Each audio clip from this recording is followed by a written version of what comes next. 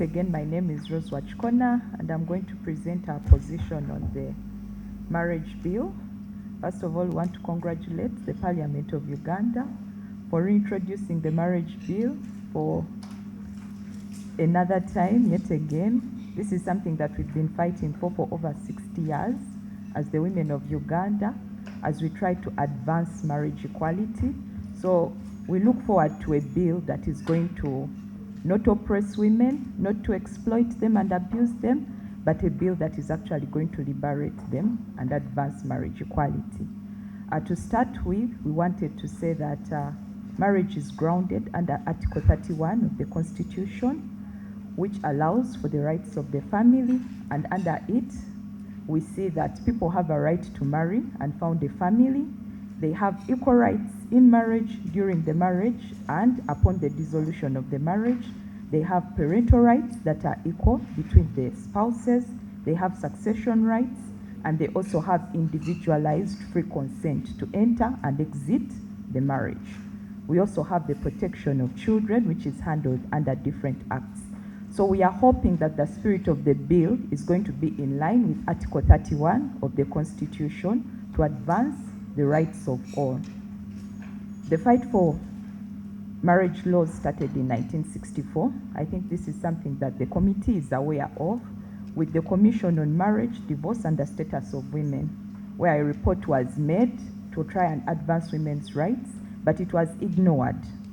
Subsequently, in 2003, this discussion was resurrected when we had the Domestic Relations Bill. This bill in itself was very progressive. It advanced the criminalization of the refund of bride price. It advanced conditions for people to enter polygyny. It also criminalized widow inheritance, and also advanced property rights for women who are not just married, but also those who are in cohabiting relationships. It also rejected sex, allowed for the rejection of sex for women on health grounds. This particular bill was opposed and subsequently abandoned by that parliament at the time. In 2009, we had new bills that were introduced. We had the Marriage and Divorce Bill and also the Administration of Muslim Personal Law Bill. Once again, this law was opposed and also put on the back burners. 60 years down the road, we are still having this same conversation. And we, as the women's rights movement, we haven't changed our position in our asks towards our parliamentarians. We have spent the last 60 years seeking a law that guarantees marriage equality and not a law that perpetuates marriage as an institution for the exploitation, subordination, and oppression of women. We hope that the marriage bill will do this for us as the women of Uganda. To give it a bit of context, I want us to note that marriage is procured publicly. We have public marriage ceremonies where people come and celebrate a couple coming together. But most of marriage is unfortunately performed privately. And it's in private where women suffer the most abuse, including domestic violence. And it's in the private also where the law hesitates to actually enter, regulate, and legislate upon.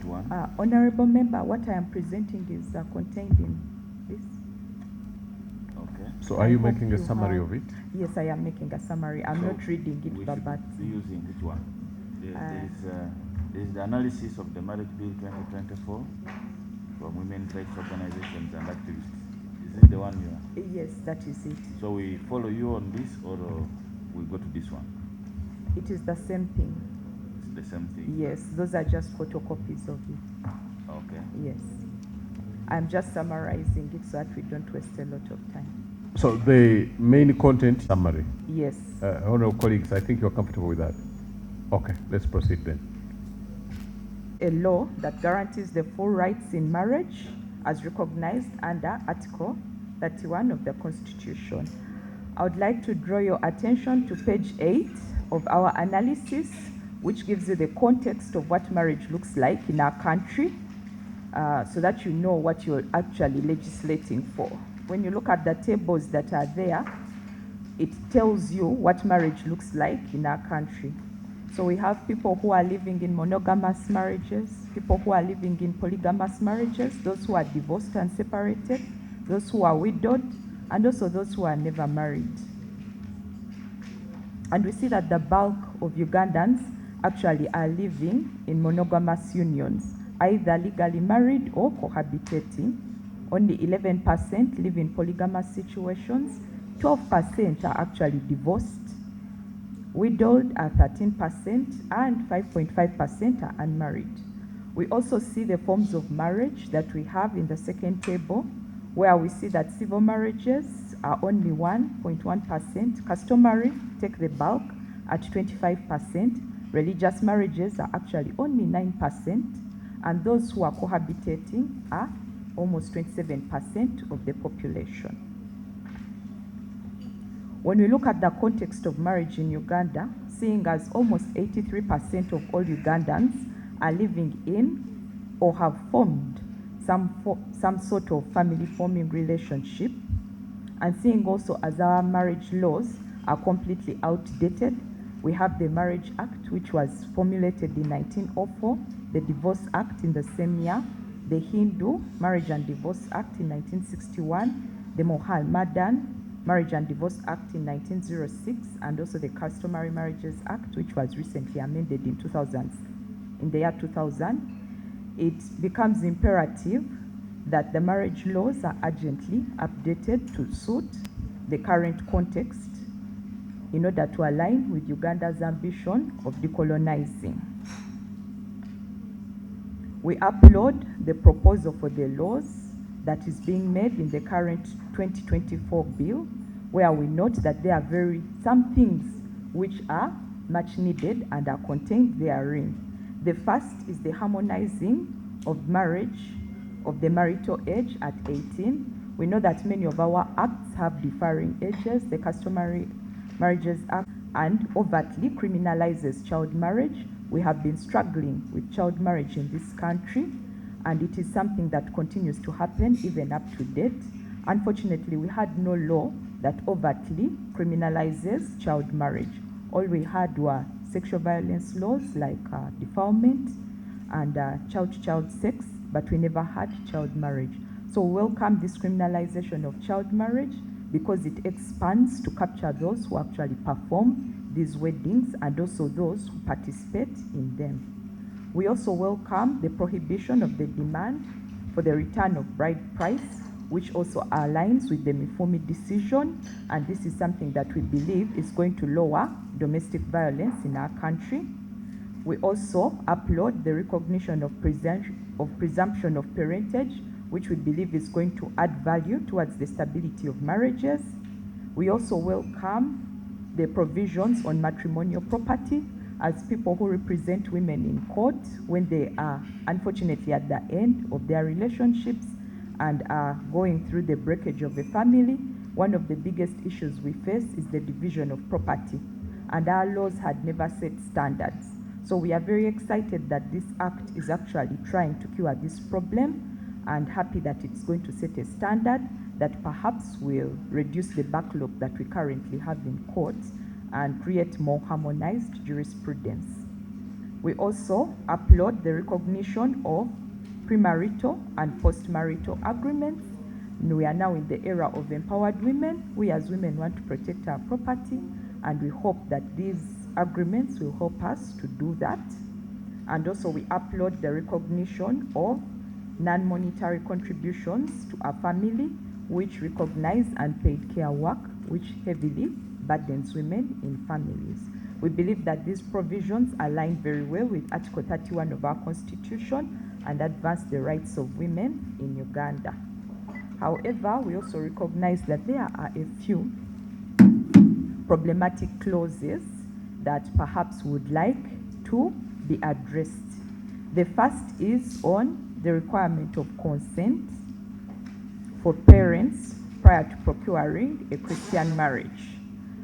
What we realize and recognize from our stand is that Article 31(3) of the Constitution individualizes consent. Consent cannot be obtained through other people. It has to be obtained by an individual.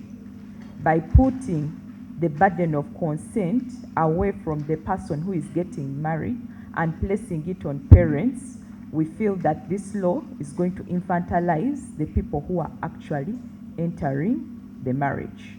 We also know that historically, parents have abused consenting to marriage in order to force their children to marry people that they do not want to marry, but also to prevent them from marrying people on tribal grounds or on economic grounds or on some sort of grounds.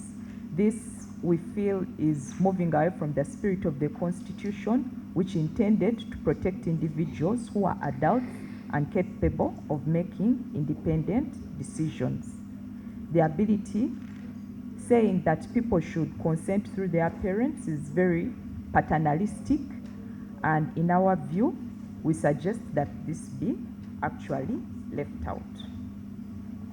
The other thing that we have a problem with is the requirement for premarital counseling. In our opinion, as people who have also gone through part of this premarital counseling, we believe that this is dangerous because the content of premarital counseling is where most of the patriarchal norms that oppress women are actually advanced. When you go into counseling, you are told to always submit to your husband and also self-sacrifice as a woman. They always emphasize this for women, but downplay male accountability in a marriage. So women are then subjected to a lot of physical abuse. They are subjected to a lot of domestic abuse, but they have no way of getting out of it because the counselor told them something else. So until we get guidelines that actually emphasize the autonomy of women when it comes to marriage counseling, we believe that counseling may be good under some circumstances if a couple is having problems. Our challenge is around what type of counseling is going to be given. And if it's one that devalues women and places men on a pedestal, or if it is one that grants women their dignity and amplifies their rights. And unfortunately, in the marriage bill, it is not clear what type of counseling we are actually emphasizing. What we know is that counseling is usually done on religious or moral grounds, and some of these religious connotations and cultural norms often view women as less than men, and we feel that this counseling may perpetuate this position. Another thing that we disagree with is the clause 6A that handles and makes civil marriages potentially polygamous. So when it comes to polygamy, there are things that we feel have been sneaked in. The first is sneaking polygamy into civil marriages. Historically in Uganda, civil marriages have never been polygamous. They've always been monogamous. Uganda has signed on to the Convention on the Elimination of All Forms of Discrimination Against Women. We've also signed on to the Maputo Protocol, and both these conventions advance monogamy as the ideal form of marriage because monogamy advances equality and advances women's rights, which cannot be realized in polygamy. So by sneaking polygamy into civil marriages, we feel that Uganda is creating a standard where the standard for marriages in Uganda is going to be polygamy, and women will have no choice but to always endure polygamous relationships. And yet we are moving towards a human rights, value-based system. So we feel that this is going to violate women's rights, and this is something that shouldn't be allowed. Also, when we read this marriage bill, we realize that polygamy and its interpretation is actually only polygyny. This law doesn't allow for polyandry, which is advancing unequal rights for men and women. What I mean by this is that it only allows men to marry multiple spouses, but it doesn't allow women to marry multiple spouses. The spirit of Article 31 is that marriage should be equal. Equal rights within marriage, during marriage, and upon dissolution. So if men are allowed the particular entitlement in marriage, We believe that even women should be allowed to equally marry more than one spouse. You see, sorry to interrupt. You see those mamas you're getting, the Honorable Fox Odoy arrived. Yes. And he has been a very strong advocate of those applauses. That's our belief as women's rights organizations, that this country should advance monogamy as the standard of marriage in order to advance equality in marriages. But these particular provisions on polygamy are taking us a step backward.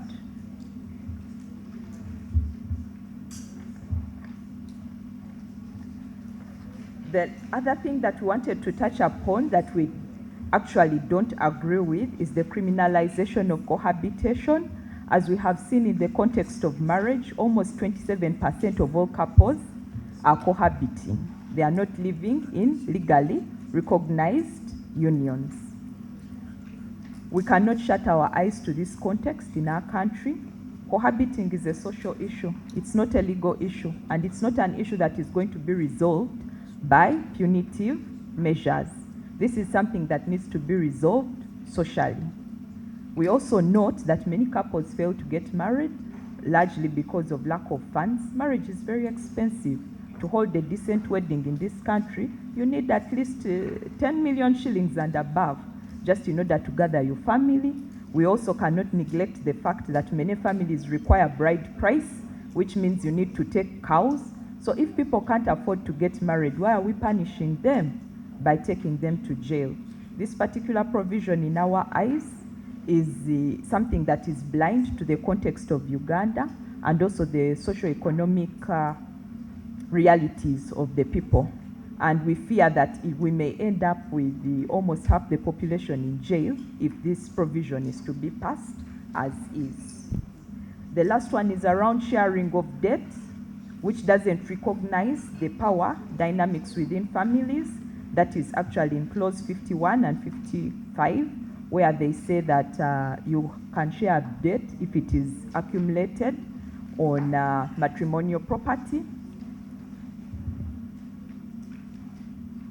This particular provision assumes that spouses disclose to each other their financial liabilities, and also that women often understand the documents that their husbands sign on or present to them to sign on, especially when the women are mostly not the providers in the family. They go with what their husbands say. So this particular provision becomes blind to the power dynamics that lie within the families, where the man is the head and the woman is always perceived as the neck. What your husband says, you're supposed to do. If he says sign here, you sign here. But sometimes many women will not realize that they are accruing liabilities towards themselves. And we fear that this may turn into financial abuse ultimately if it doesn't consider the power dynamics that are within families. So these are the general recommendations that we make, and the general recommendations are on page 22. Before we go to the specific ones, clause per clause. The first one is to consider removing the polygamous clause from civil marriage provisions. We know that historically in this country, customary marriages have been considered polygamous, and also Mohammedan marriages have been considered polygamous. This is something that we may not change today, but what we can change is to make sure that those that have been historically monogamous remain as monogamous, even as we push towards monogamous marriages. Additionally, we would like for this bill to provide for circumstances under which a person can take on a second wife, and these were proposed under the Domestic Relations Bill. And some of them include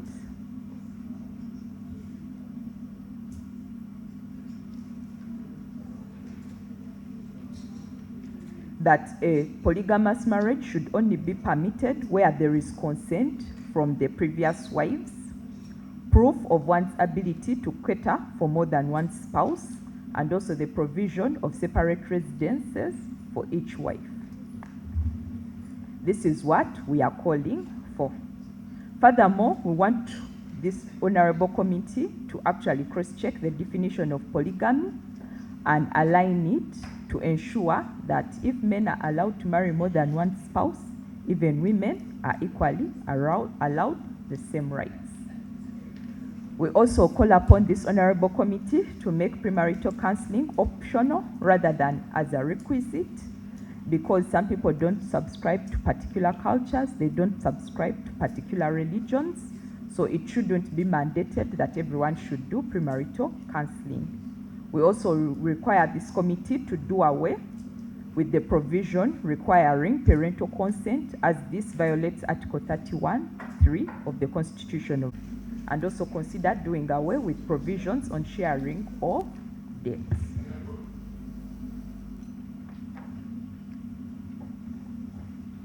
Specifically from page 24, you can see some of our specific recommendations and how we would like the bill to actually look like.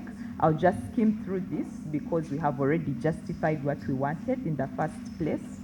The first one is around clause 2, which talks about the irretrievable breakdown of marriage. We wanted a more expanded definition, which we have proposed.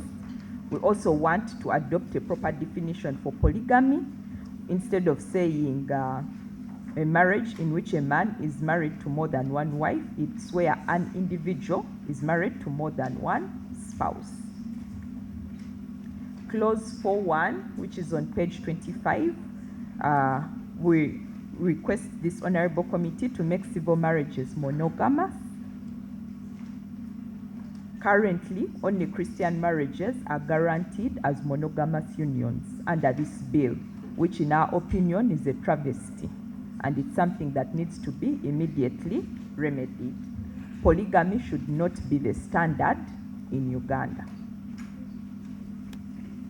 On page 26, we propose changes to clause 5D, where we propose to eliminate the consent of parents, as this violates Article 31(3) as already stated.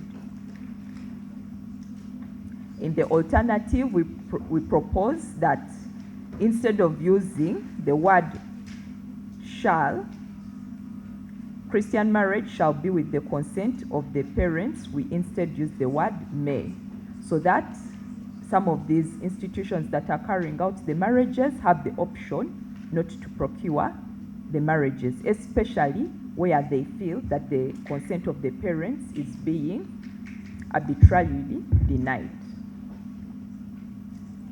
Under clause 15 on page 27, we propose to delete the requirement for premarital counseling. In the alternative, we propose that it be made optional by changing the use of the word shall to the use may, so that again it remains optional. On clause 39 on page 28, we are proposing the deletion of which allows for the conversion of a polygamous marriage, rather of a monogamous marriage into a polygamous marriage.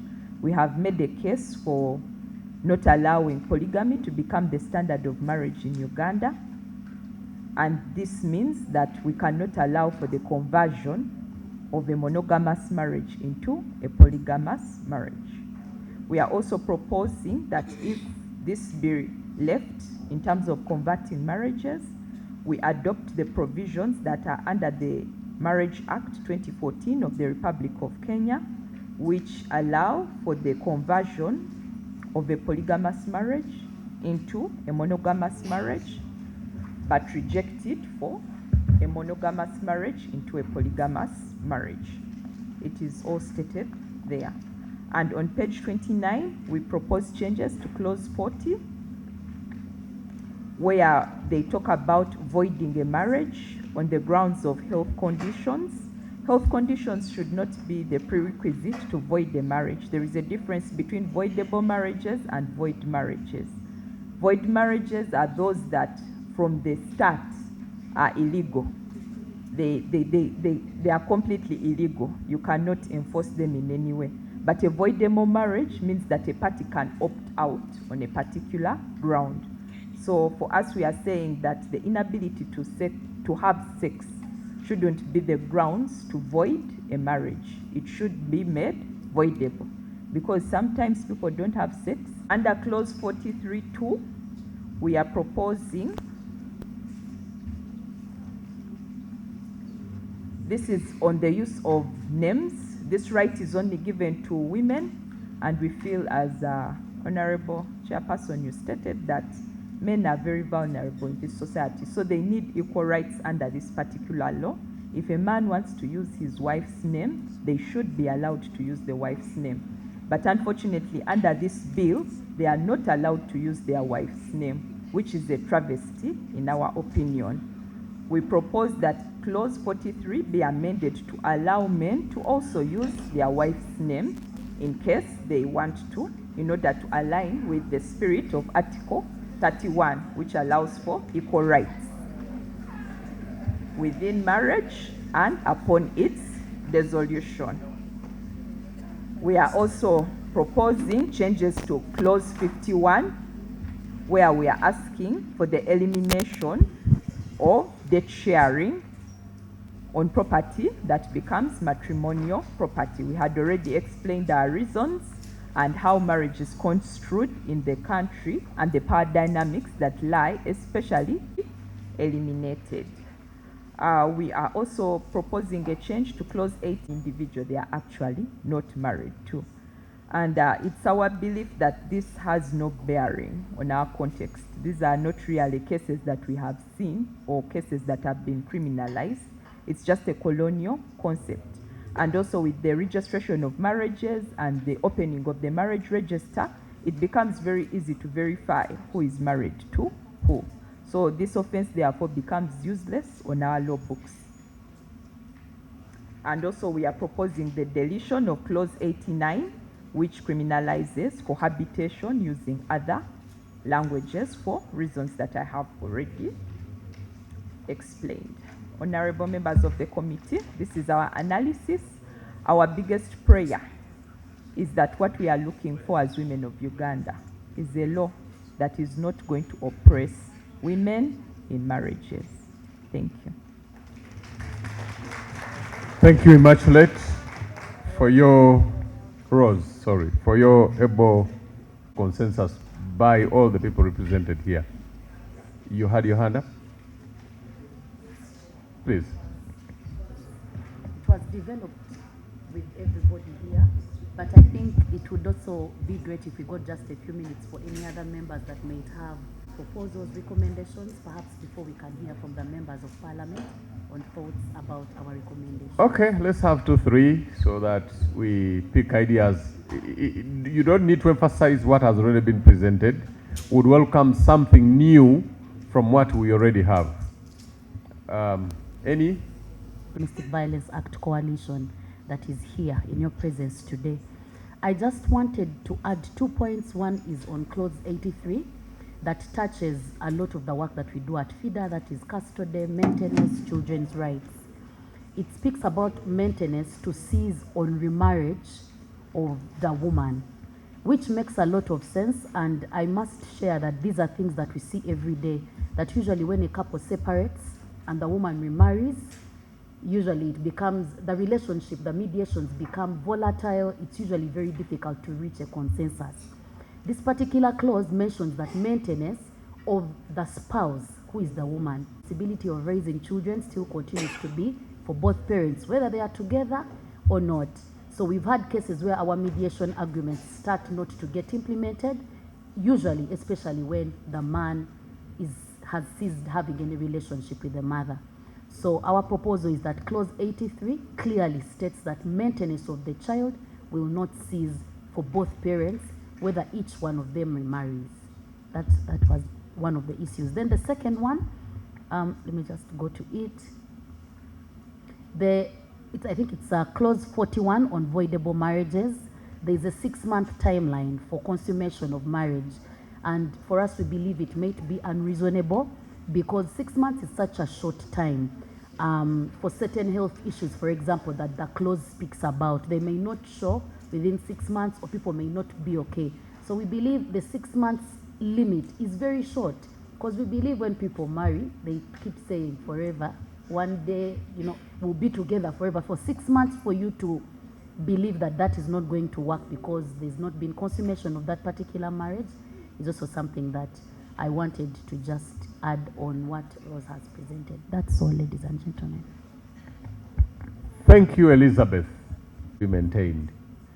I think when that matter came up here, there was concern on whether we should address children affairs in the Marriage Act or we should take it to the Children Act, and that comes back again. Honorable colleagues, I think you remember when that matter came up. Now, on consummation of the marriage, 6 months, above 6 months. I'm interesting about marriage is that it's becoming more a proactive field than ever before. So new ideas keep coming every day about how people should conduct their marriages or conduct themselves in marriages. We will put it to discussion. Do we have any other new issues that we can include? I guess there is none. Any? Please feel free. Okay. In the interest of time, I think there is none. And I want to hand it over back to honorable colleagues. Should we call it? We call it the women's rights organizations and activists.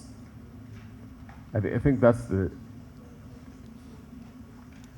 from here, women's rights organizations and activists, that's the umbrella, have presented their input on the marriage bill. First, they start by applauding you, the honorable colleagues, for the new life you've breathed in the marriage bill that addresses issues which have been areas of concern before.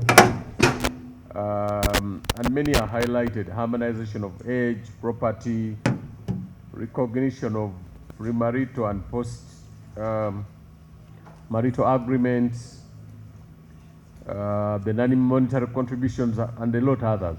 And they're appreciative that the bill comes to breathe new life into the marriage. Then they also highlight a few challenges that they believe should not find their way in the bill and make recommendations therein. Consent of parents to a marriage, and the argument is based on the constitutional provision, free will, free consent by the parties to the marriage, not their parents. The premarital counseling, according to the presentation, it is more male chauvinistic. It over highlights the exaggerated self-importance of men in the marriage. And I like the way she chose her words. They were very, very elaborate and very calm. Then it emphasizes polygamy in civil marriages, and a few other issues as you have noted them. What is your take, or do you need further clarifications from the presentation?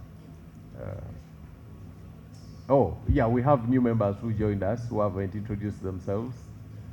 I'll start with my Jaja from Bunyoro. Thank you, Honorable Chair. I'm Noel Nikisembo Basemera. I represent the people of Kibale District. I'm a member of the Legal and Parliamentary Affairs Committee. I'll make my submission after the others have introduced. Thank you, Chair, for the opportunity. Chair and everyone, I'm Mayanja Alan, a Member of Parliament. I represent people of Nakaseke Central. I'm a member of Gender, Labour, Social Development Committee, and I'm also the Vice Chairperson of Kosase. Thank you, Chair, for the opportunity. You forgot to add that you are a member of the National Unity Platform.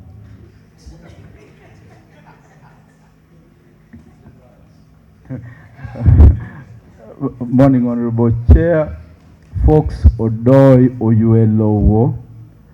To reach. So I thank you and all the umbrella organizations. Now, Mr. Chairman, my issue is not specific to any clause. I have a generic issue, and the issue is that do we need this law? Do we really need this law? Because in the introduction that the lady made, I'm forgetting the name, Rose. Rose, thank you for the presentation. It was well presented. In your introduction, you said, you alluded to the fact that this is more or less a women's liberation bill. This is the women are looking at this bill as an opportunity to liberate themselves, to start breathing. So other than looking at it as a women's liberation bill, as an opportunity for the women to incrementally liberate themselves, do we really require this law other than looking at it from that perspective? Because we have a problem. If that's the perspective, then we are going to have men also going to a cocoon to see how they can also either maintain the status quo or even liberate themselves, because there is a feeling that women have already made big gains in as far as their status is concerned in a marriage. So the question is, do we really need this law? In my view, I'm tending to think that we may not need it, because I don't see any problem. Is there a gap? People are marrying every day. Marriages are going on. Courts have pronounced themselves on key important matters relating to property. Those pronouncements are there, and they are guiding the country on how to share property in the event of dissolution of marriage. Children's rights have been well canvassed through the children's rights, but also court pronouncements. So, to me, I think this is a redundant law, but you may need to convince us whether we need to take a lot of time on this law, or we just recommend to Parliament that the situation is not so bad. It's not one of the issues Uganda is so much dying to have, such that we don't go into unnecessary tearing each other in the name of creating a law when we are actually creating more problems. Back to you, Rose. Chair, you missed out on the applauses we got and how it is long overdue, and the historical perspective relating to it, all the way from 1964 coming forward. But you pose a very pertinent issue, which we seek opinion. It's not a summary of the discussion. It's an opinion that we seek your input. Yes, let's follow the order so that we have a schematic presentation. Thank you, Chair, for giving me an opportunity. I would like to present it, but I tend to differ with my chair that do we need this law? For me, I think we need this law. I think some of the things are going on well. There are certain things we need to emphasize on, and if they were made into a law, it will help us a lot. However, there are some few things I picked out. One of them is about civil marriage. Civil marriage, I strongly agree with you that it should be monogamous. It has been monogamous, let it remain monogamous to protect our families. Secondly, about cohabiting. I think cohabiting has existed since time immemorial. So I again agree with you that in case of anything, say that women should be allowed to marry more than one man. I think that one, I don't agree with it, because first of all, we are going against culture. Secondly, we are going against nature. If you have married two men, you sleep with all of them one night, and you conceive, the child you have to go for DNA. That one I disagree. Another thing I disagree with is the man using a wife's name. I think surely according to our culture, usually a woman, you leave your home to go and live in the man's home and in the man's clan. Now you are living in the man's clan, and because maybe you are the bread earner, now you want your husband to take on your name. I think that one is very wrong. I disagree with it. I beg to submit, Chair. Thank you. You know, these are all matters of opinion, and at the end of the day, we shall. But like you say, let's keep it. It's interesting, and I really want to thank you for having taken time to analyze. But Chair, I am interested in the introduction. In the introduction, she notes that it has taken 60 years having a discussion around this issue. And like the chair of legal, I want also to ask a generic question. Did they also sit to ask themselves why it has taken this long? And if we have the answers to that, how are we going to break through? Because, Chair, my opinion is that yes, we seem to be asking for good things, but my opinion is that we are asking for too much.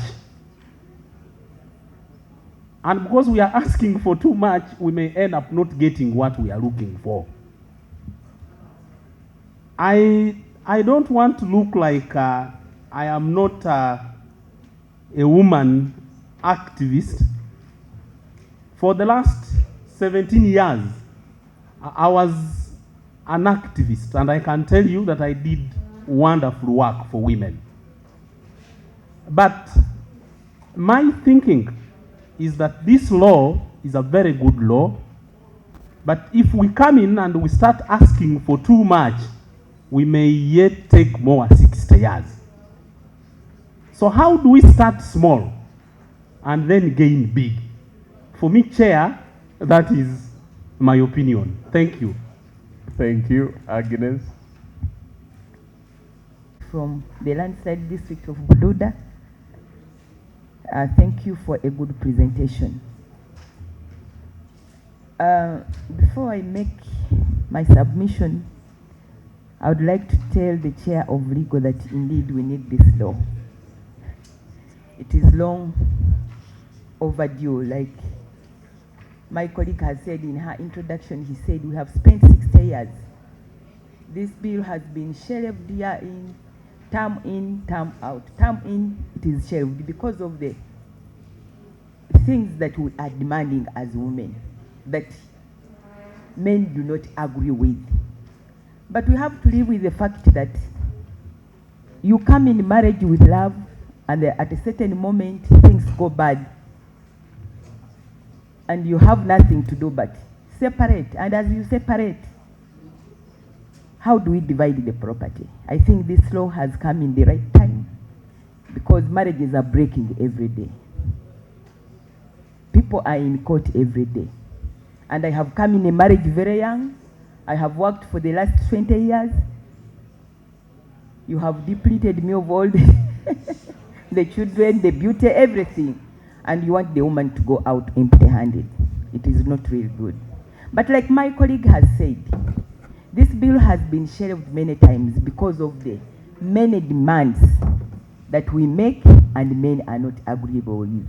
Like he has said, there's no we can bring in and say, let the women also have many husbands like the men do. It is culture that you marry one man and that is it.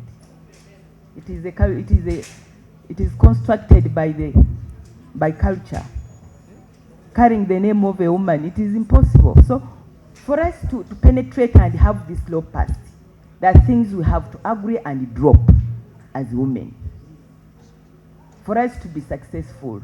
Otherwise, we are going to make these colleagues of ours mad. They will think we are coming to grab their things and whatever. I want to talk about premarital counseling. To me, I think it is very, very important. It contributes to a successful marriage. The people who go in marriage without anything without no knowledge of what they are going to do. So they need counseling from several people. They need counseling from the parents.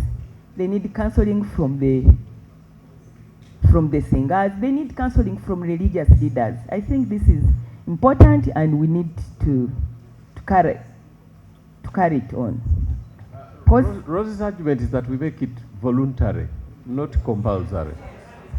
Not compulsory. Right. Well. Then consent of parents. Are you suggesting that we do away with the introduction ceremonies, because that's part of parents consenting? Do we do away with the kwanjula, with the kuchala visiting, the singers, because that's part of? So the parents have to be part and part of this marriage. That is my submission, Mr. Chair. Thank you. Thank you, Honorable Agnes. Let's follow the order. Clarity in your presentation. I have a number of unanswered questions in my mind. I think we need to make a law, first of all, that does not cause chaos in society, that does not cause confusion, disorder, but that will cause peace in the institution of marriage and the broader society. Secondly, I'm wondering whether the proponents of some of these extreme ideas have taken into consideration the foundations of our society, because I know every society has its own culture and way of doing things.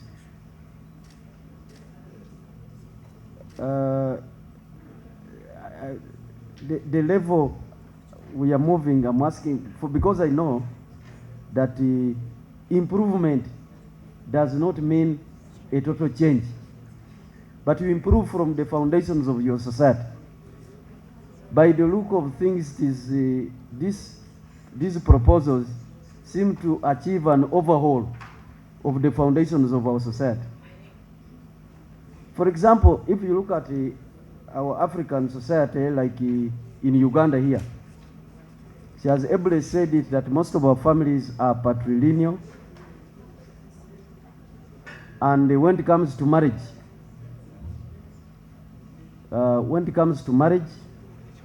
the man carries gifts to the lady's family. But if you go in some society like in India, it is the women who pay this bride price.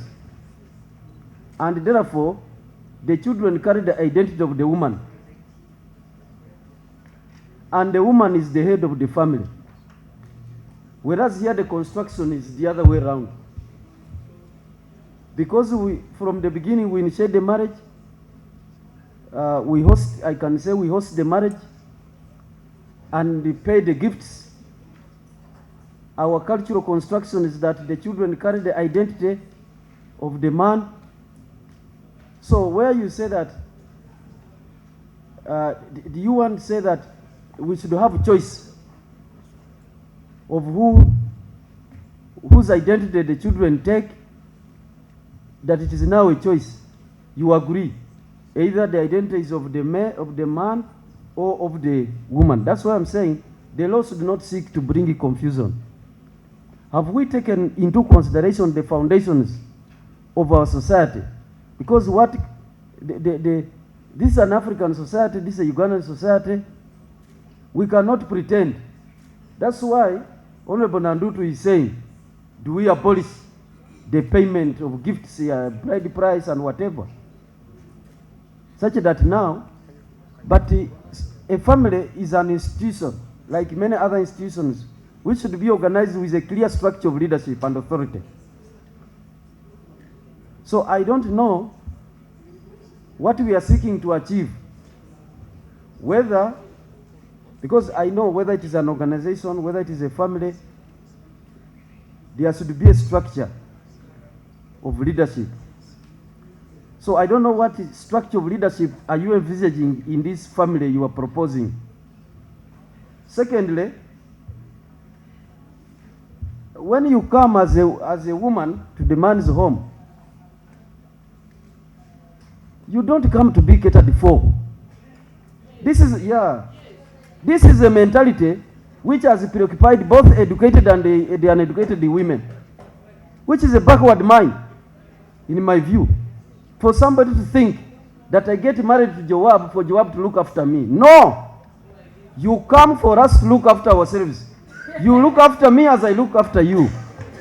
So when you say, but now this leadership is being challenged. Now, when you say that for a man to marry a second woman, there should be proof of the ability to cater for you. I don't think you come to me for me to cater for you. We join together to cater for ourselves. You cater for me as I cater for you. So this mindset that men should care for you is a wrong thinking. And it will keep women backward. You see? Finally, I want to ask or advise, why don't we also provide in this law for contractual marriage? Such that when I get married to you, we agree for a given period. Once that period, or we say we are going to produce 2 children, after 2 children, we separate. Or we are going to be together for 10 years. We are saying civil marriage, religious marriage, and which other marriage, which are polygamous, I mean monogamous. There are 2? 2, no. Civil and religious. These 2 marriages are meant to be what? Monogamous. At what stage does one make a change of mind to either keep keep in monogamy or to cross over into polygamy? Why don't you propose for an inclusion of a contractual marriage in this bill? Otherwise, some people are kept now, are held captive in marriages, and it is resulting into a number of challenges. So, Mr. Chairman, those are some of the very first ideas. Thank you, Joab. Maybe for the record for our guests, would you tell them which part of Uganda you come from? I come from the western part, from Masin district. And I'm a married man, by the way, for the last 20 years. And we are catering for each other. My wife cares for me, I also do care for her. For the last how many years? For the last 20 years. Very good. I've been married from 2004 up to date.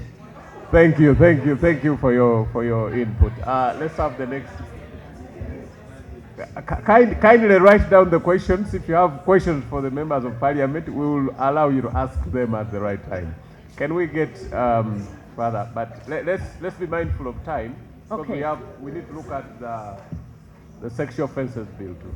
Thank you, Honorable Chair, for the opportunity. Coalition of the Women Rights supporters or promoters, thank you very much. I picked a few areas that I would like to share. Whereas I was positive on many of the issues they analyzed, I had issues with the analysis on property, the liability to be shared by men and women. If we want that the property that is held by one spouse upon coming together, this property is shared and it becomes matrimonial property, why not also share the liability that comes with it? Why do we want to leave the liability to the men and not women, or maybe vice versa? And from the analysis I've seen here, it was like transferring the liability on one spouse. Really, personally, I would think if we are coming together and we are happy to enjoy the property that has been maybe acquired by one spouse after we've become after the union, then let us share both the assets and liabilities together. Unless you clarify, maybe I got it wrongly, but if that is not the case, I would think we need to improve on that. Noeline, before you take leave of that point, I invite you to look at clause 51. Clause 51 of the bill. Liability incurred by a spouse before marriage relating to property shall, after the marriage, remain the liability of the spouse who incurred it. And for me, that is where I let also women also get other men. I am wondering, is that also reality? Won't that create confusion? If in the other one we are trying to look at the actual reality on the ground, probably even these other ones, we need to look at the actual reality, because then we might go against the existing social construction and social norms that will throw chaos in society, which we don't want. So I want to pray that on all these sections, let us also be guided by the social reality, because we live in this society, we are patrilineal, we know how we don't want to reconstruct the society at this time, because we might throw ourselves into chaos that we cannot carry. On the premarital counseling, it is a good thing, but making it a condition, I share your opinion. Making it a condition, there are those who cannot have the opportunity to have it. Would it mean they don't proceed to marry because they have not had the opportunity to be cancelled? So there I share your opinion. Also on the consent, the parental consent, I also share their position, because in this country the constitution defines who is an adult, and if I am 18 years of age, I must not be conditioned by my parents to whom to marry and whom not to marry. So I share your position. And actually there are many marriages that have subsisted up to today, and where the parents did not give consent. So if it became law, it means such would not take off. Let me end there. Thank you. But have you paid attention to areas where? My concern is on when you say, Rose, that premarital counseling should be deleted or should not be allowed. I think when you look at this clause 15, it is talking about even the minister through regulations prescribe premarital counseling guidelines. I think like the way we see the Catholic Church, they have even Tuesday class where you get counseling before getting marriage. I think we may not make it mandatory, but it might be optional, whereby you can say marriage may, not shall. I think we can have amendment in that. And secondly, about the preandry, where women, one woman is married to two or several men. I think here we need experience. As my colleague she has said, that we need to benchmark and serve these women. Or these remember information. I want to give you information that it happens, but silently. So I think as a committee, we may benchmark and see how these ladies are experiencing this. And lastly, Honorable Joab has given us a new term of contractual marriage. As a committee, which we need to think more about it and see how it can work. But really, all ladies, all men are suffering in marriage, in different marriages, which we need to give it more time and think about it. Thank you. You can also give us your submission exactly on this term. I wouldn't want Honorable Fox to come in before you tell us a particular jurisdiction where we can benchmark on polyandry. You have one or two? Thank you, Honorable Chair, and beg your indulgence to spend quite some bit of time on this subject. You know, I think there are matters that are settled. I call them first principles. Let me start from there. How do we want our society to be organized? This is a settled matter. It was settled way back in 1995 when the people of Uganda, through their representatives, promulgated the 1995 Constitution.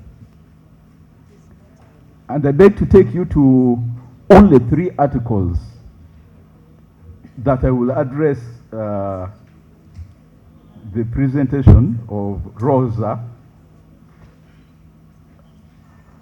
in respect of these matters. Number 1, Article 21 of the Constitution of the Republic of Uganda. The heading is equality and freedom from discrimination. So 21.1, all persons are equal before and under the law in all spheres of political, economic, social, and cultural life and in every respect, and shall enjoy equal protection of the law. That's number 1.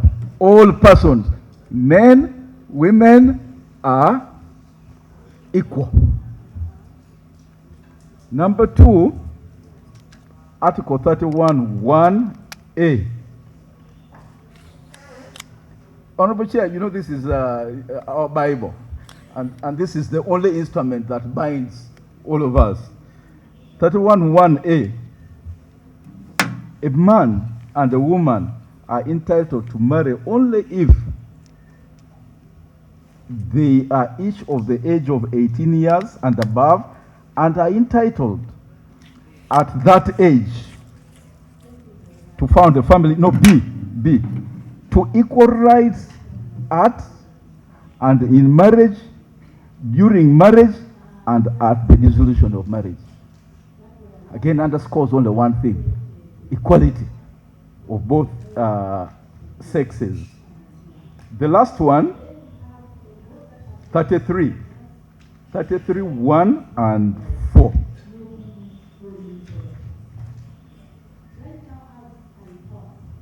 Rights of women. 1, women shall be accorded full and equal dignity of the person with men. Emphasis mine. With men. Number 4, clause 4.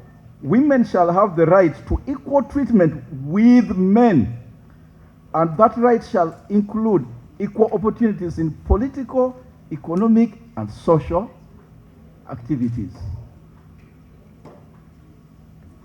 So I would have been surprised, probably before I express my surprise, I have a question, a straightforward question to Rosa and your colleagues.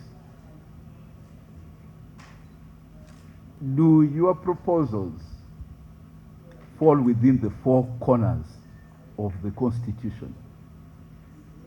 Equality. Are you asking for anything more than what was settled by the Constitution in 1995?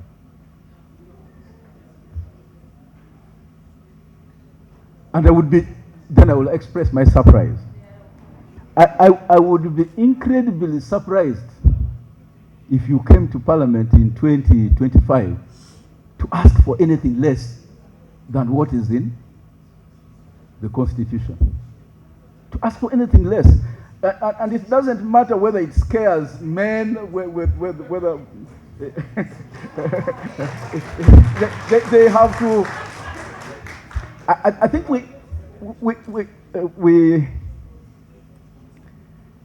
I usually put it this way: the men folk suffer from an exaggerated ego, which is also very thin, incredibly thin.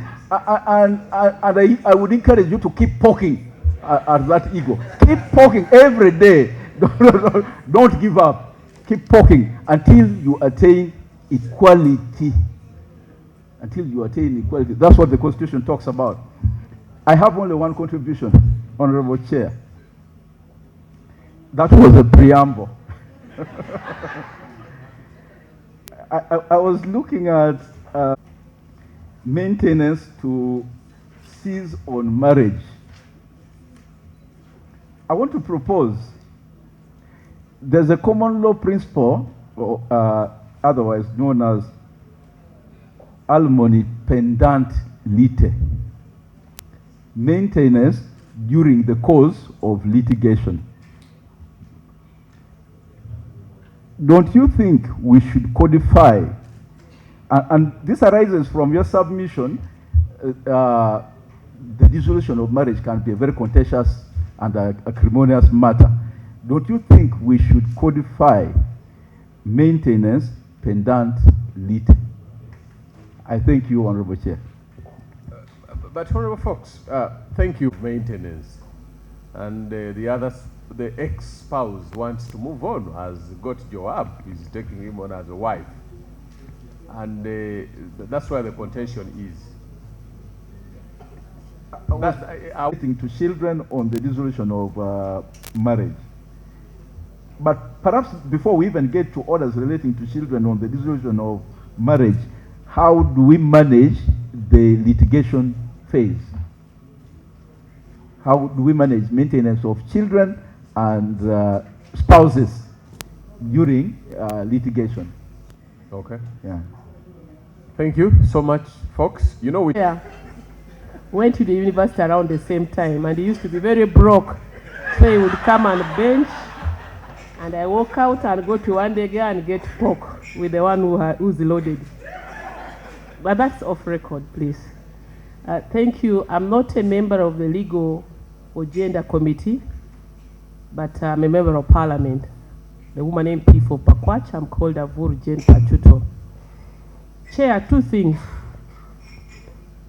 I just want to pick on, while I was putting my hand was when Honorable Neolin was presenting, and she was talking about liability, probably, and assets. And I participated during workshops of this marriage bill. And I know that nobody is born married. There's a process to get to be married. And some marry well at 18, these days even 14. Some marry at 57, 40. Some marry at 35. So because of that age difference, no fixed age where one can get married, most likely one of the spouse or partner will go into marriage when he or she already has assets and probably liabilities. Now, when I do not transfer my assets to the marriage, it is not part of the marriage. That's what I understand. If you got me when I already have a car, I have a house or land, and I did not transfer that, we live all our life and I don't transfer, I don't think the other spouse can claim it in any way. Same with liability. If you have a loan in the bank and we have not discussed it, you have not even disclosed it, and you've not transferred it to the marriage, then how is it? How are we arguing that, you see, I've come in this marriage, I had my big loan of 200 million, so you must take over. I think we need to be careful there, because I may have got that loan and have not disclosed it, and I want it that way. So for me, Honorable Neolin, that's where we don't agree. And then I want to agree with my brother that came before Honorable Neolin. People, I think we need to know the society from which we are coming from. From the time I was born a girl, I was raised a girl, not a man. I was even taught how to sit, how to talk, but of course talking I became a little bit different. But I was taught certain things. Even up to secondary school, I happened to go to a Catholic school.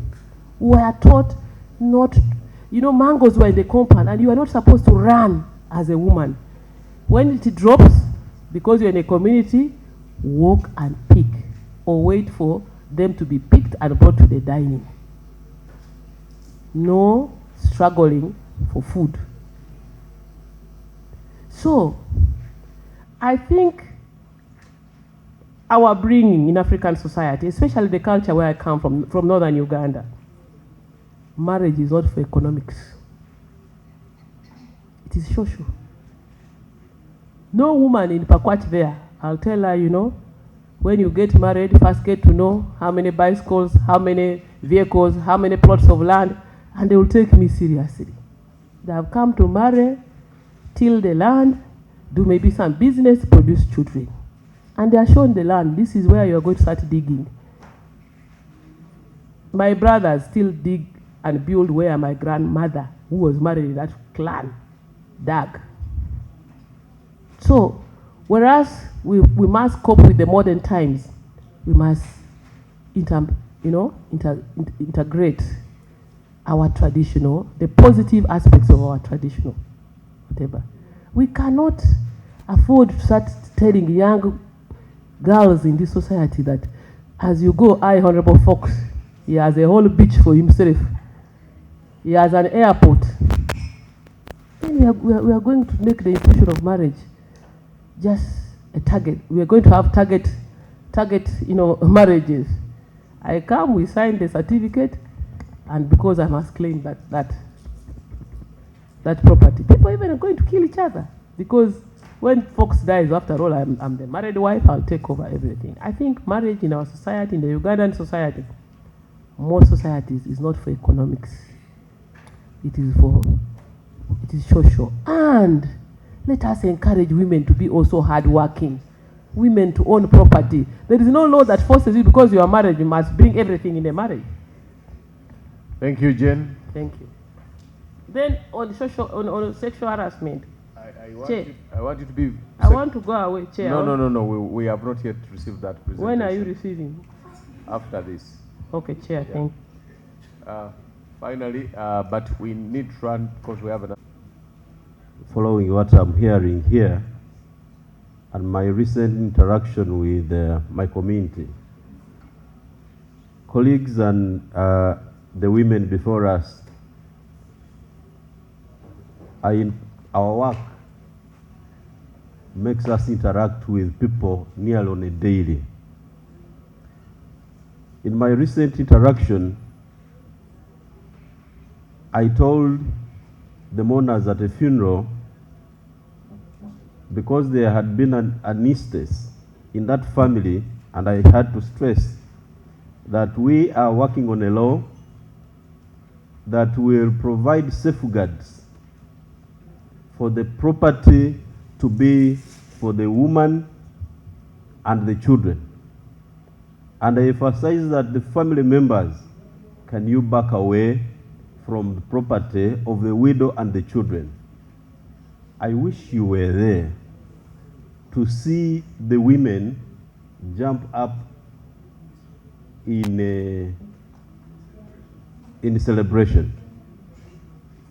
Immediately I told them that the same law provides that if you are a hard-working woman and while in marriage you are able to acquire your own property and you died, you the owner of this property, your family, you as the woman, is not going to come and claim this property.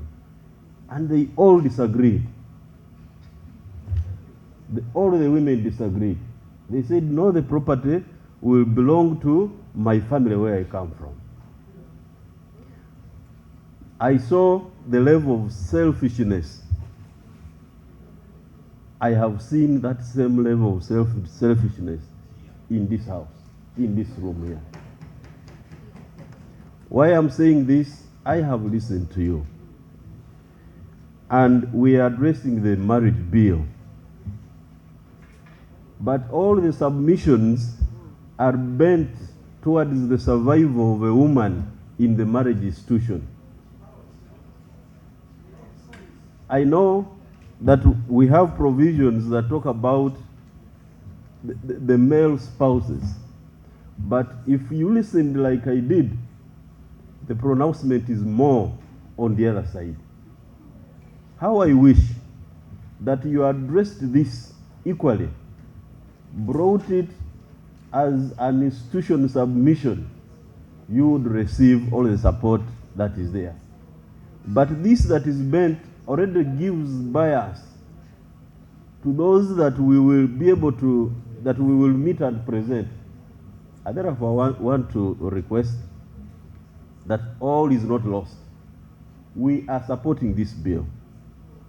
You people who are coming in to give us the flesh, give us the right flesh before it is spoiled, because we are the carriers. So we want to take the real fresh flesh and market it to the other consumers. I hope I spoke and people understood me. Thank you. Thank you. Thank you so much, Honorable. Now, I need to raise only two issues if we use it to guide us in our deliberations when we are making the final report. In reaction to the issues which the members raised, because we need to receive your presentation on the sexual offences, and yet we have to be out of here by 1 o'clock for another team to come in. From my end, I was quite fascinated, and I've been making interjections to clarify on a few things. But when you make a presentation and say we need this for the good of the women, that's what he's referring to. There creates a bit of bias. Our appreciation is that this law is to regulate marriage, which speaks to both man and woman who voluntarily come together to enter union. So one of the challenges of ages and at different times enter into marriages for different reasons. There will be a stage when people enter in marriage exclusively for love. But as a society, we also cognizant of other factors that guide people entering into marriage. And so some of these may not strictly adhere to our desired provisions, and yet we need to cater for them as their representatives. So I don't want to preempt, but we may not to the letter adopt all these provisions, but we want to have as much of different opinion so that it guides the committee in reaching a decision. There are matters of opinion, sentiments that have been expressed, but that does not in any way reflect on the final position of the report, because it has to be a joint report, inclusive of opinion of all members, redebated and agreed upon. So I want to invite you to spend about 5 minutes as women. So we cannot give an opinion that is for men. I know that men are used to women looking after them, and you expected us to come here and look after you. But we are not. We are going to be selfish today and request this committee that also has men to look after us as the women by guaranteeing us equality in marriages. So that is why our opinion is biased, because we are women. We are not men. Do we need this law? Yes. And I'll speak from my experience as a divorce lawyer of over 10 years. They can change sides. Do we need this law? Yes. And I speak from my experience as a divorce lawyer. People have been saying, I've been married for 25 years, what? I have 10 years experience running around in family division. What happens when it comes to a marriage ending? There are two issues that are most contentious. One is children, the second is property. We may not want marriage to be economics, but unfortunately it is. It is the basic unit of society. It is the basic unit of production. Sorry to interject. Does any of the people represented here have any statistics of divorce for the last maybe 1, 2, 3, 4, 5 years? We can avail. We can avail. Yeah, would love. We can avail. So it is the basic unit of production. You cannot divorce marriage from economics. You would be telling yourself lies. All this of we are going in for emotions, what. When it's time for him to divorce you, you begin to wonder, where is my food going to come from? Where am I going to live? How am I going to survive?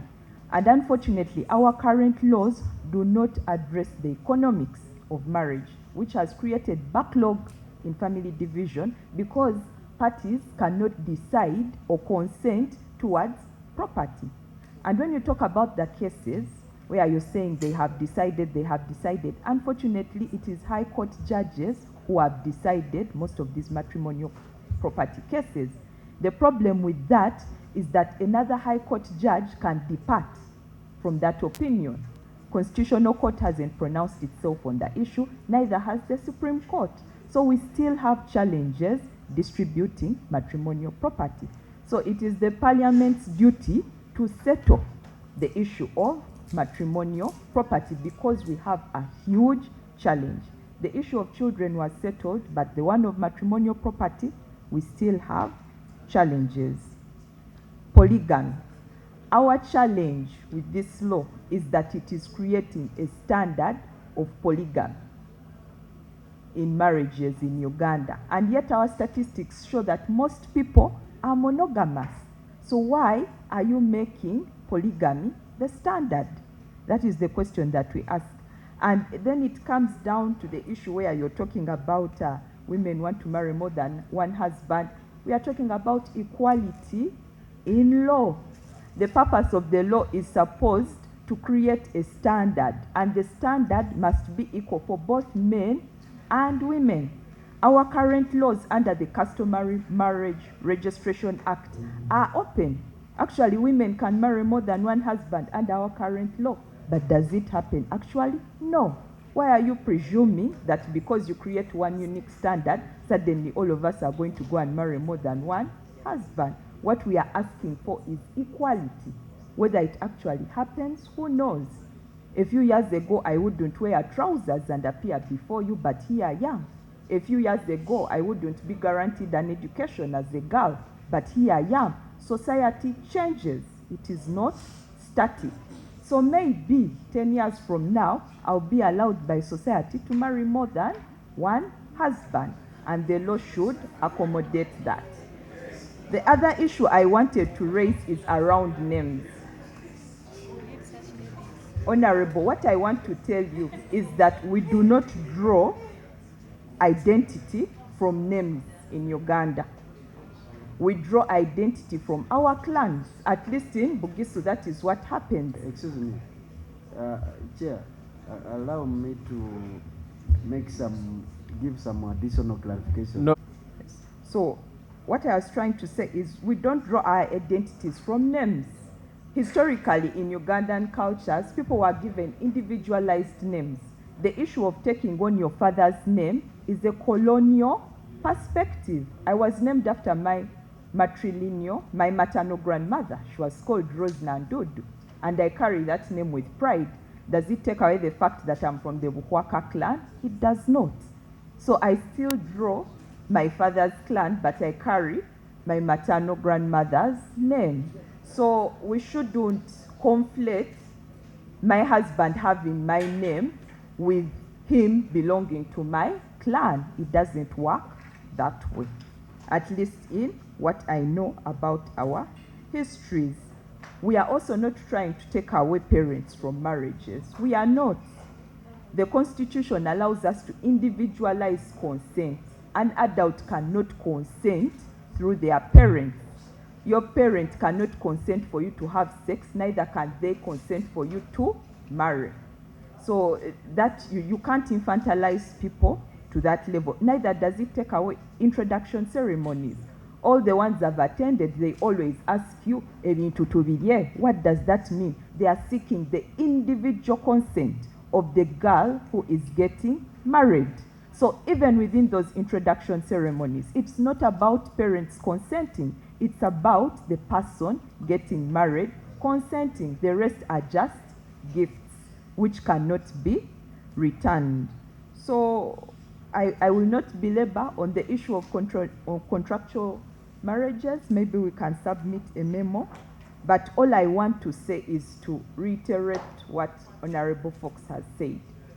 As women, we are not asking for too much. Since way back, we have been told, you're too much, you're asking for too much, you're too loud, you're bad-mannered, look at you, sit down, keep quiet. Why are you asking for too much? What we are asking for is what is guaranteed under the Constitution of the Republic of Uganda. Under Article 31, what we want is equality.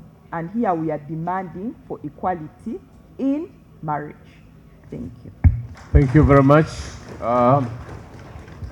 Note down everything that you wish to be addressed.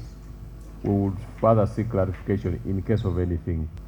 We need to move to the sexual offences bill. Just for emphasis, what I wanted to ask whether we want this law. As women of Uganda, we want this law more than ever, and that's why we've emphasized that it is time that this parliament makes history and pass this law with the good that we have already acknowledged and thanked you, and now with the amendments that we are proposing. Thank you. Thank you very much. But because of time, I will request that you find the background on page 8. It sort of speaks about why the consistent demand for also the sexual offences bill. We make reference to what was happening in Kenya. We make reference to 1995 Constitution. We make reference to the Domestic Violence Act that was passed by the Parliament, which was also a great effort in addressing some of the issues we had there. We also make reference to the bill of 2016, which did not go far. We make reference to some of the controversial issues that led to the president not assenting to the bill then, and some of the controversies, or the main issue that we got communication about was the fact that there is duplication of offences, and what was referenced was the Penal Code Act. And page 12 and 13 labors to speak about what the sexual offences bill was trying to provide for, what the existing law that we might have thought was being duplicated looks like. So I will request that if members, you get a minute, you look at those, because we try to sort of make some notes on what is new that we are bringing on board. That can be seen at also page 14 and page 15. Issues of sexual exploitation, issues of sexual harassment that are spoken about in the Employment Act, and etc. I'll quickly get into the analysis of some of the key clauses. You will allow me not to go through each and every one of them, so I'll probably speak about 4 or 5 of them that are major, and then give, I think, some few minutes to the members to sort of make additions to those. The first one that I'd like to make to speak about is on page 18, which speaks about what advanced age means. The bill as it was then when we were doing this compilation of our recommendations spoke about the 2019 version, spoke about 17 years. And we were curious to understand why the version drops it by 20 years, right? We are also mentioning that just like the bill that follows the UN definition of child, it may be safer for us to do the same for what advanced age means, which is 60 years. But also just to emphasize is that I remember in the room then during one of the consultations, members asking, how many Ugandans do you know that are 75 years and above in this country? I don't think we have so many. So let's kindly benchmark what the UN definition is to follow, so that we have sort of some order. The next one is also one of the issues that have been very controversial. It's provided for as an offense in our Penal Code Act, then we continue to also criminalize it here. It's very surprising that when we are talking about duplication of offenses, many members of parliament are usually insistent we leave this issue of prostitution there, right? Yet it's already in the Penal Code Act. And while the other what we believe are positive provisions there's been claims that we are trying to duplicate those. So the use of just the term prostitution is something that we believe that we shouldn't continue with. The World Health Organization, the UN, and a lot of work on human rights and conventions that Uganda is part of, and the spaces that we are part of. The term sex work is what has been preferred because it underscores that contribution. We must be honest with ourselves, ladies and gentlemen, that there are families that are surviving because of sex work in your constituents. And you will also bear me witness that there are many, I do not know if members of parliament do this, many men in this room that have perhaps paid for sex before. You have taken a girl to Dubai before, paid for her to have sex with her. Right? So there's a lot of sex work happening, and I think it's time that we actually change the terms that we use, but also recognition of sex work as work.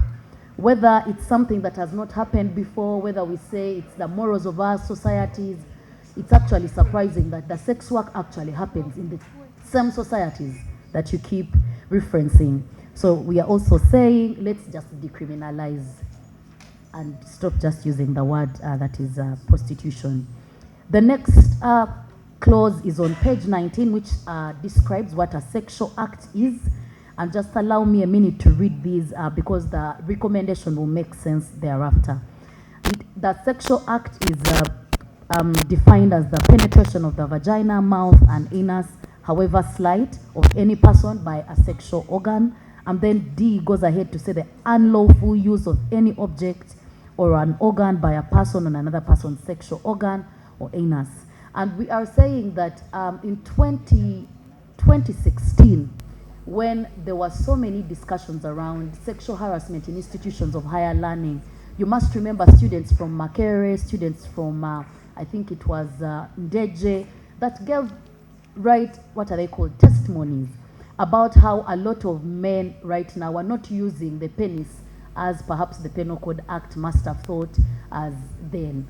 That people are using tongues, people are using dildos, people are using all these kinds of things. And the Sexual Offences Bill seeks to actually broaden what a sexual act is. And we are therefore recommending that we should revise the meaning of a sexual act to make it more comprehensive and include penetration, however slight, between the penis and the vulva of the penis, and penetration, however slight, between the penetration, however slight. We're also saying that we should include that it should be a contact between the mouth and penis, the mouth and the vulva, or the mouth and the anus. Then 3, we are also proposing that we broaden it to include penetration, however slight, of an anal or genital opening of another by a hand or finger or any object with an intent to abuse, humiliate, harass, degrade, or arouse or gratify the sexual desire of any person. I remember in one of the consultations we had with WOPA, someone from DPP's office was mentioning 3 cases they are stuck with because these particular perpetrators used organs that were not hands, they were not, they were machines that they were using. One of them was an underage girl. So to be able to have the right ingredients for the DPP to do their work, I think it's important that we broaden what a sexual organ is. On what rape is, which is clause 2(1) of the Sexual Offences Bill, we are proposing that punishment for rape imposes a maximum punishment of life imprisonment, which leaves the court with a discretion to impose a less sentence based on the aggravating or mitigating factors of each case. However, we are noting that a minimum sentence should also be imposed for rape cases to avoid leniency in sentencing Procedure, and bias. Mr. Chairman. Yes, please. Procedure, Mr. Chairman. And we are in mature talk. And some of these media houses do live broadcasting. Mr. Chairman, would it be procedurally right to request the media people to report or cover these proceedings aware of the fact that our children might be watching, or in the alternative, to request the presenters to okusabika ebigambo. I don't know the best English term. So whichever is easier for you, Mr. Chairman, is my humble request. I thank you, Mr. Chairman. Honorable member, but is there any live coverage? But Mr. Chairman. There is no live coverage. It's not live. But so Mr. Chairman. They will edit. They will edit. Chair, can I proceed? Proceed.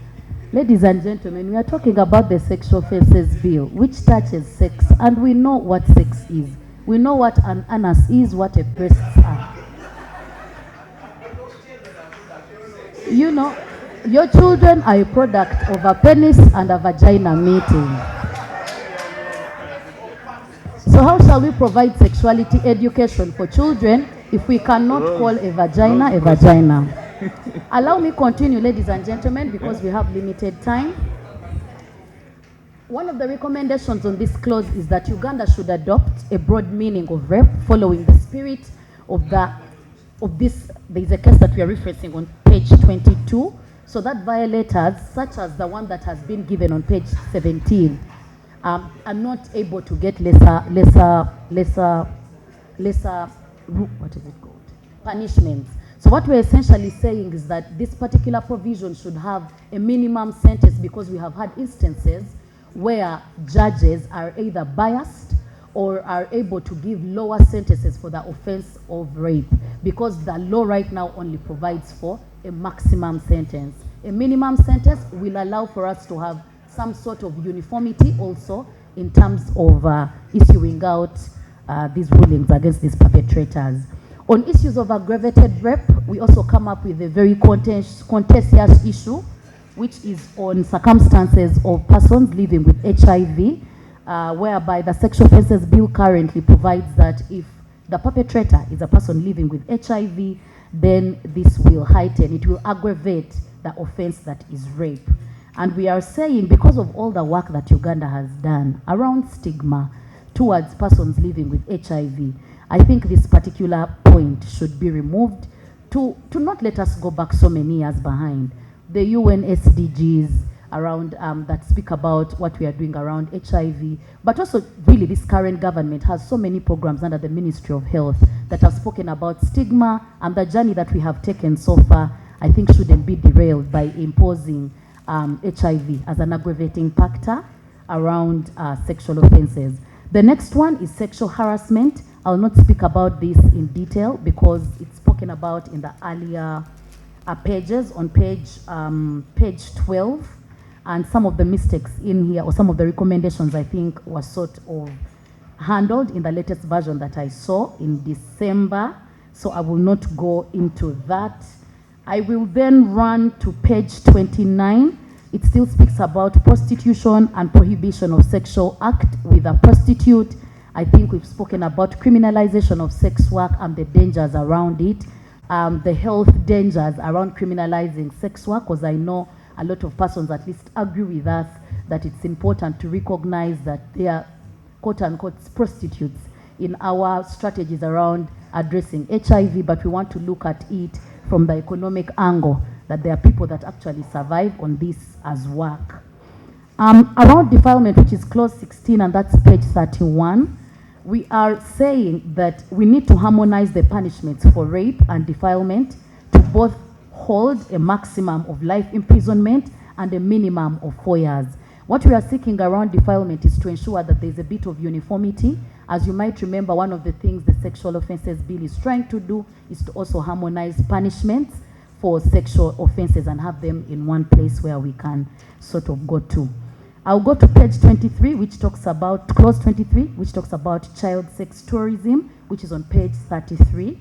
And in that, clause 23 should be broadened to include the sale of pornography. And just to speak about, for those that may not have this clause, it speaks about any person that prints, publishes in any manner information that is intended to promote or facilitate arrangement for sexual acts with a child, commits an offense and is liable on conviction to a fine of 2,000 currency points or imprisonment for a period not exceeding 10 years of both. And we are saying that we have several laws in Uganda that prohibit child pornography, including the Act on Trafficking, the Computer Misuse, the Anti-Pornography Act, which I know has since been decided upon on by court. And Uganda is part of these UN protocols. We are speaking about the one on sale of children, child prostitution, child pornography, and all those are against the sale of child pornography. So it's only fair that also we include it in here if we are indeed broadening protection for victims of sexual offenses. Payment.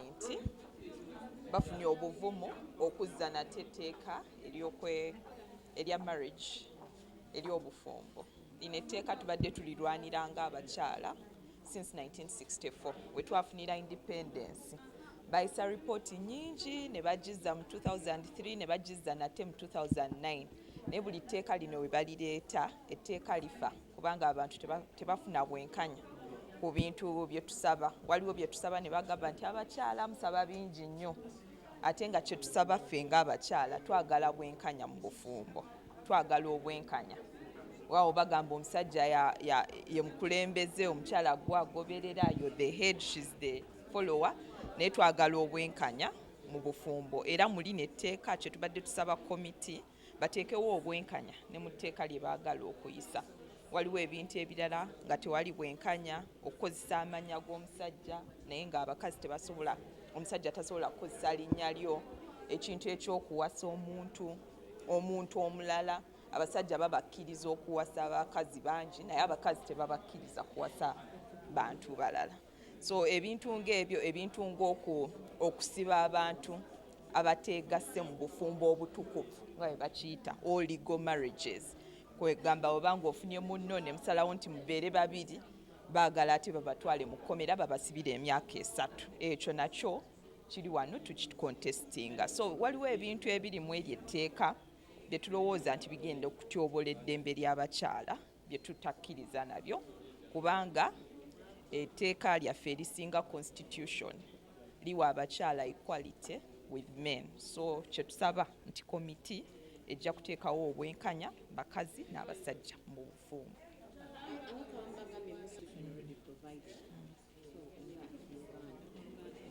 Tetusaba bingi. Lwaki? Kubanga ng'abakazi abantu bazze batugamba nti tusaba bingi. Twasaba batutwale ku ssomero nga tebaagala kusomesa abawala. Ne tugamba nti bannange naffe abakazi twagala batusomese. Kyebayita girl child education. Naye nga tebaagala ne tusaba ne bagamba musabye kingi nnyo naye tusomesezza abakyala, tulabye what it has done for our society. Nga tebaagala tugende tukole. Ne tugamba nedda tujja kukola. Era ne tusaba ne bagamba nti tusabye bingi. Ne tugamba nti bannaye mutuleke twambale empale. Ne bagamba nedda temwambala mpale. So buli abakazi kye bajja basaba society etugamba nti tusaba bingi. Neffe tetusaba bingi, tusaba bwenkanya. That is all. Tetusaba kusukkako ku by'abasajja, tusaba bwenkanya, equality.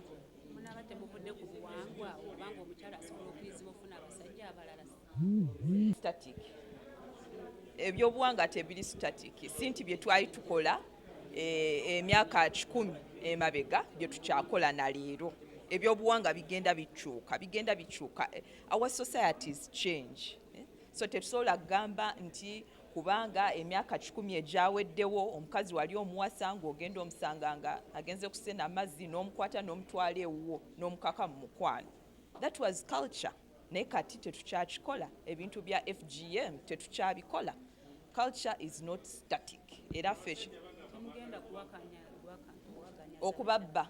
Naye kati ebintu nga land registration, business registration, biraga trajectory eraga nti abakazi bagenda ba registeringa ttaka.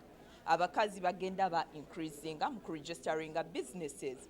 So sinti tuzze kubba abasajja. Naye n'abakazi naffe tulina ebyaffe bye twagala okuprotectinga.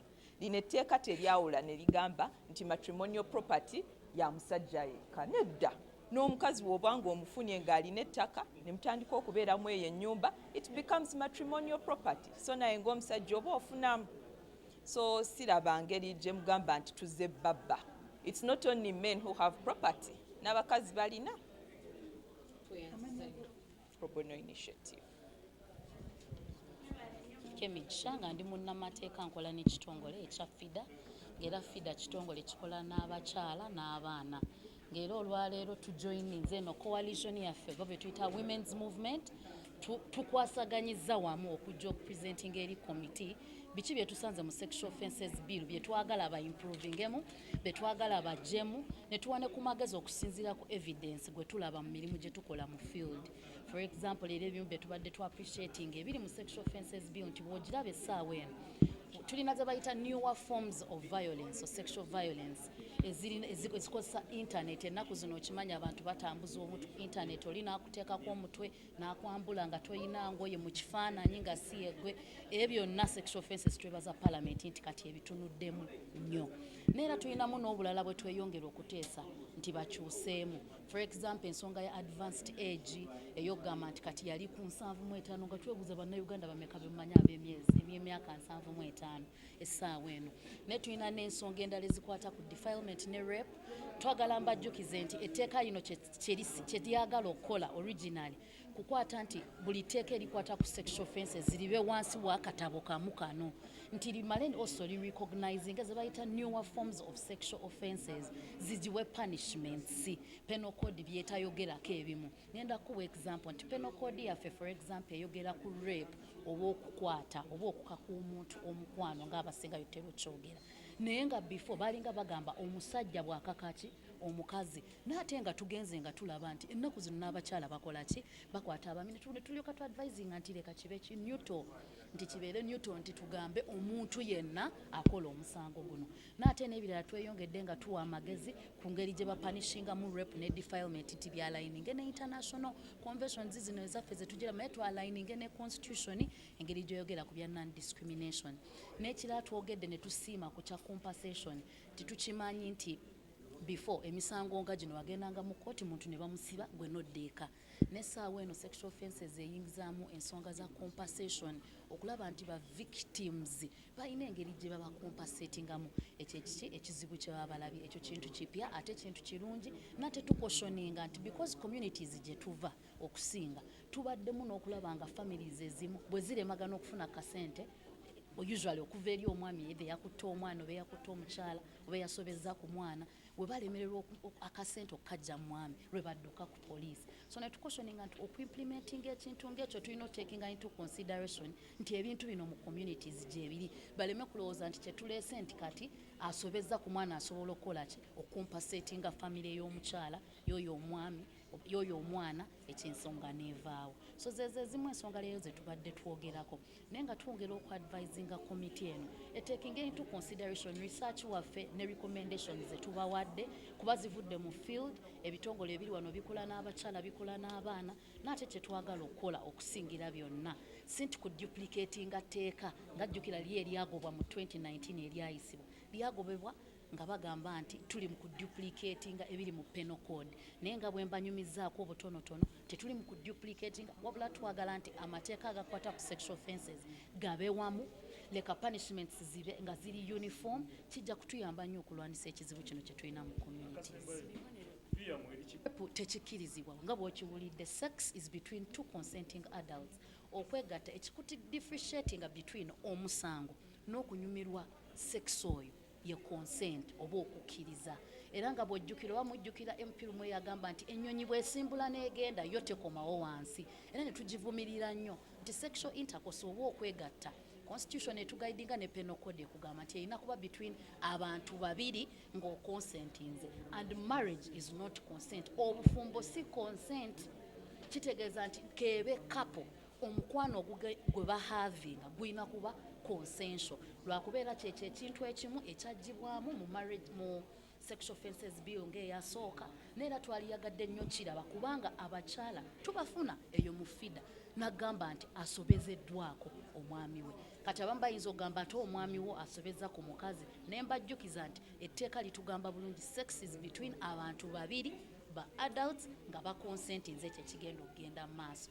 Era tuli basanyufu nnyo nti sexual offences bill yawuliriza NGOs bwe twarecommendinga ne tugamba nti consent erina okuba continuous nti bwe tutuuka wakati awo nennemerwa ne nkugamba owange ekintu kigaanye nti mazima omukyala bakole ki bamuleke ekintu kigaanye kaabe mwami nga yagambye omanyi tuleme kweyongerayo kuba tubifuna mugenda ne beegatta naye wakati waakyo omu ku bo n'agamba owange akantu nkavuddemu. So tuli happy nti one of the things sexual offences bill yeekoze ekiyita continuous consent, nti mukazannyo paka kuggwa bombi balina okuba ng'ekintu bakirimu ng'ekintu bakiconsentinze.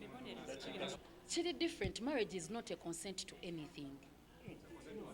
You get, marriage is marriage and sex is sex, because sex is not marriage and marriage is not sex. It's not only, but conjugal rights is sex between consenting partners. It's two consenting partners. Marriage is not consent. You can quote me. Marriage is not consent. Marriage, sex is part of marriage, but marriage is not consent to sex. And we are glad the sexual offences bill esaawa eno etulagira nti consent alina kuba continuous. Maybe senga buli weekyusa omukyala wakusanze ku office nga bwakugwako oba g'omwami osanze omukyala kuba wawasa. Description ya marriage eri clear. Sex, yes, it's a criminal offense. It should be between two partners. Kamaliriza n'omukyala oyo gamba nti mu bufumbo temubaamu sex, munkwate bulungi mbamaanyi mumanyi okutusala ebigambo. Ngambye nti sex, whether it's a marriage or a relationship, should be consensual. Tetugambye nti mu bufumbo temwegatta, tugambye ensho nja kukwata n'awandika ebitali mbamaanyi. Tukwenda kwiba abashiija nitwenda obwenkanenkane, nitwenda twaza mu bufumbo. Obufumbo nabeeramu ebintu bingi ebiri kubamu.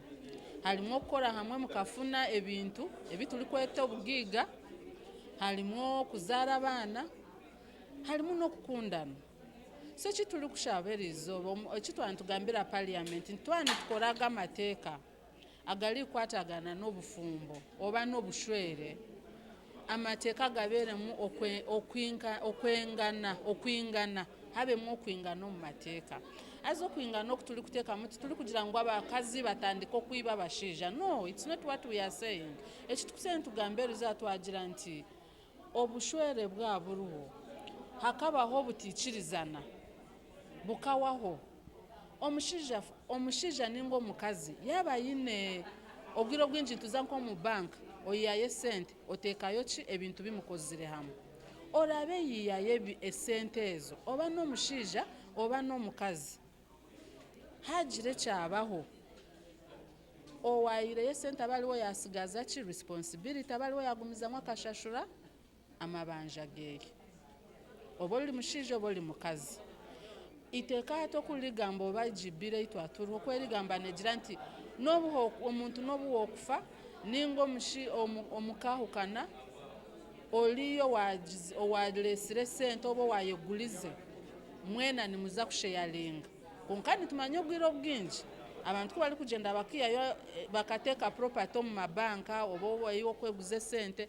Obwire obwingi noshanga omukazi tali kumanya omushiija sente yazeyo nazazikolesa ki, nakaba omushiija tali kuza kumanya omukazi sente azireyo yazikola ki. So it is unfair kugira ngu ati musheyalinge kandi otakumanya ne sente kizakozire.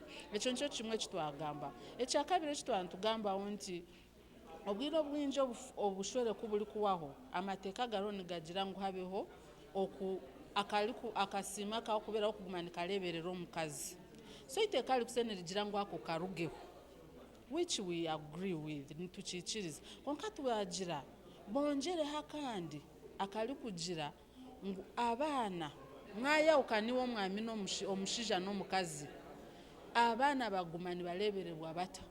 Hazeho akateeka akandi akakwakuriza kali kugira abaana biina oguma nibafuna ekituli kweta maintenance obuleeberezi bwabo. So ekyo nikyo kyakabiri ekituligamba. Ekyakashatu ekitwagambaho n'ekya consent. Iteeka nirigira ngu omuntu wena yanaza omu bushwere habeho okwikirizana. Constitution yitu ya Uganda negira okwikirizana mwana muzo mu bushwere kasita mwahise emyaka 18 it is okay mugende mushwerane.